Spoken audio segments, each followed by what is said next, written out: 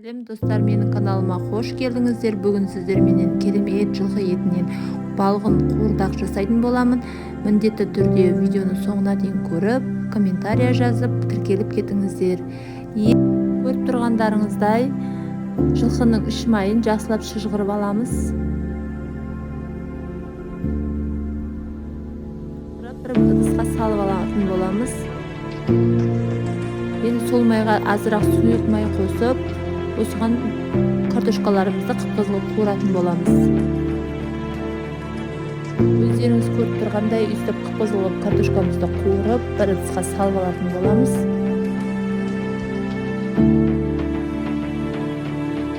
Енді етімізді салып, қып-қызыл қуыратын боламыз.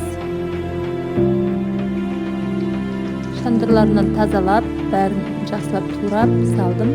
Үстіне тұзымызды салып, жақсылап қуыратын боламыз.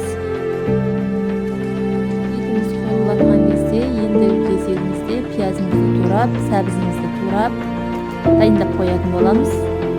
Енді етіміздің суы шығып, жақсылап қуырылды. Өздеріңіз көріп тұрғандай, үстіне бұрышымды, чесногымды салып, жақсылап қуыратын боламын. Ет қуырып жатқанда дап-түштегі салғандарыңыз дұрыс болады. Енді үстіне бауыр менен жүректі турап салдым. Сәбізімізді, пиязымызды салып, жақсылап қуыратын боламыз. Көріп тұрғандай, жақсылап қуыратын боламыз. Оның үстіне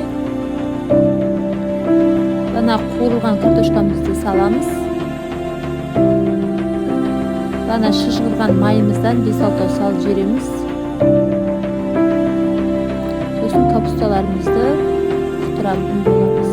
Етіне капуста қойып, өз қалауларыңыз бойынша капуста қоймай қойсаңыздар да болады. Осы минутқа қоятын боламыз. Менің қуырдағым пісті, өте дәмді, өте еті жұмсақ болып пісті. Міндетті түрде үйде жасап көріңіздер.